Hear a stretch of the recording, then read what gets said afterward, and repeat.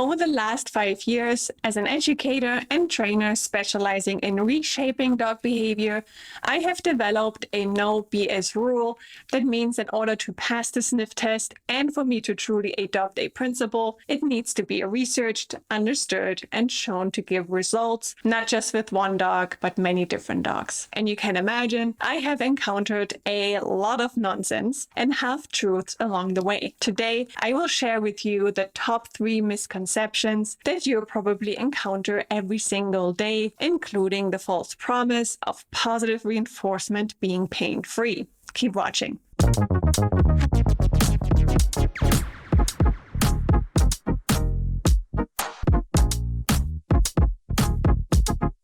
Hey guys, what's up? Wie geht's? It's Dr. Melanie. Welcome to my newly created YouTube channel. I am so glad you're here. I want to kick it off by talking about the 3 biggest topics in the dog training world that honestly split the nation. If you follow dog Facebook groups, discussion forums, or other channels on YouTube, you probably have seen heated discussions, nasty comments, and really a bloody battlefield of opinions around these 3 topics. I am going to hit on every single one of them, including the big old question of whether or not positive reinforcement is truly pain-free. Hint, the scientific research you see being cited might not tell the whole story.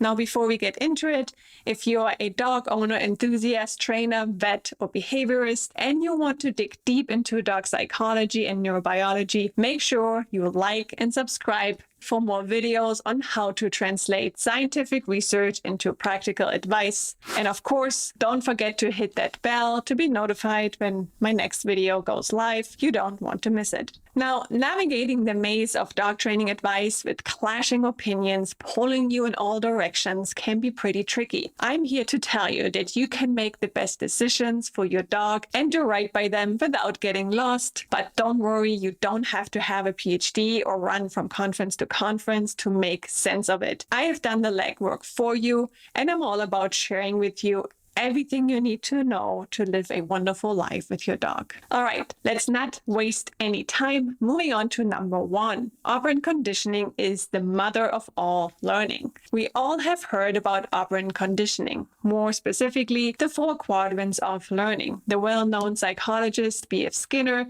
came up with what we now call operant conditioning back in the 20th century. This led to the definition of 4 quadrants: positive reinforcement, negative reinforcement, positive punishment, and negative punishment. Our very own lives are driven by these 4 principles. If you are someone who likes to start their day with a run, and maybe you reward yourself with a refreshing breakfast shake and a latte after, this is what we call positive reinforcement. You are introducing a pleasant stimulus, the breakfast shake, to encourage the desired behavior, morning runs. As you put your empty shake cup into the dishwasher, you remind yourself to clean up immediately because piled up dishes stresses you out. Feeling stressed is the negative stimulus that you turn off by cleaning your dishes immediately. There you have your negative reinforcement. Now, if you have ever parked your car in the wrong spot and gotten a ticket for that, you experienced positive punishment. Getting grounded, timeouts are all forms of positive punishment. And if you have ever restricted your TV time because you didn't get your work done or ate half the dessert because you skipped your workout that day, that's your negative punishment. Based on my examples, you can see that our own lives as humans are indeed driven by these 4 quadrants. And in many ways, it is true for our dogs too. But just because you apply these principles doesn't mean you get the desired outcome. I have made the rule of keeping the kitchen sink clean before, but also have broken it many, many times.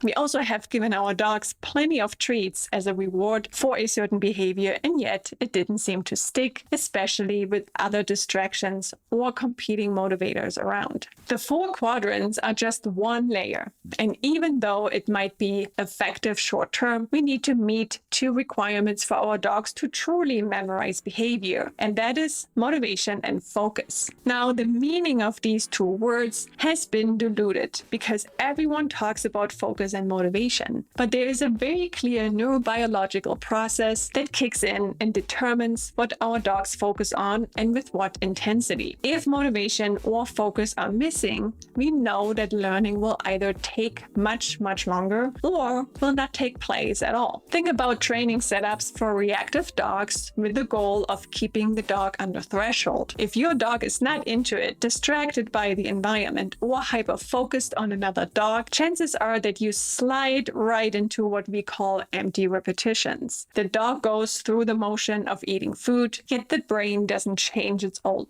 pathways because the requirements are just not met. The result is an exhausted dog and frustrated owner. So before you worry too much about the tactics of the 4 quadrants, make sure you understand how to truly motivate your dog for the activity and know how to direct your dog's focus wherever you are, whatever you need it to be. Then you can think about the rest. Let's move on to number 2. Positive reinforcement only makes training pain-free. What a controversial topic. I probably don't have to tell you that ever since we have the works of Karen Pryor and Susan Garrett out there, the question of whether or not we can train our dogs with positive reinforcement only has been the most asked question on the internet. Whether you are in Ivan's or Zach George's corner, let's zoom out of this battle and zoom into the brain. The idea of wanting a positive reward such as food or toy being pain-free is flawed. Wanting something is correlated with the motivation to put in the effort to get it. So for dogs, wanting food means they are motivated to do something in order to get the food. This could be classic obedience like sit, or more behavioral manners like not jumping on a visitor in order to get the treat. However, what no one talks about is that Skinner,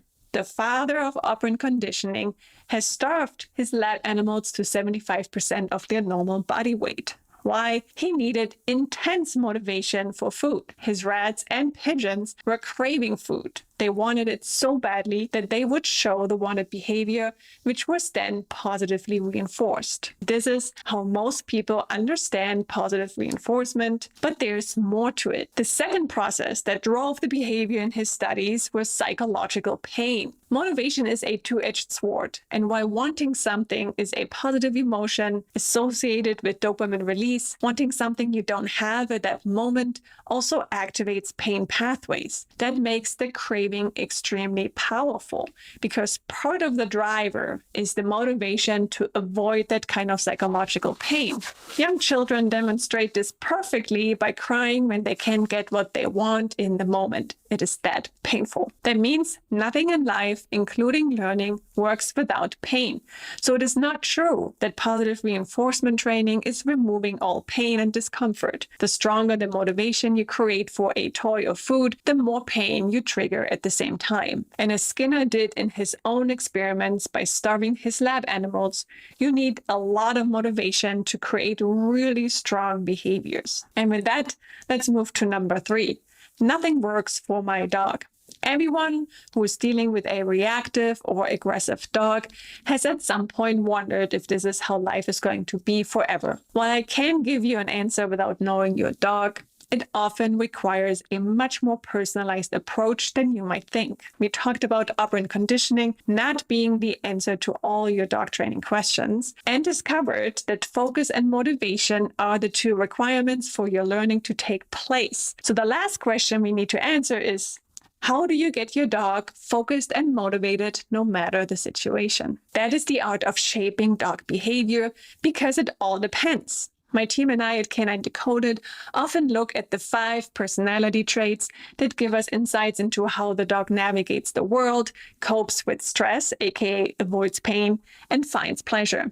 Understanding the level of neuroticism, extroversion, openness, conscientiousness, and agreeability allows you to tailor your training approach to what's truly working. The reason why many owners feel stuck in the management trap is that we sometimes end up following protocols that go against our dog's strengths and personalities. Demanding strict obedience with a dog that ranks high on the agreeability scale diminishes the dog's problem-solving skills and creates a high level of dependency that in turn can can lead to reactivity. A highly extroverted dog that is big on social interactions requires more boundaries around these activities to prevent frustration. However, this approach can hurt a dog who is rather introverted and sensitive. So before you throw in the towel, have a close look at what you have been doing and how it aligns or contradicts with your dog's personality. To kick off your search, I will link my free dog personality guide in the captions below.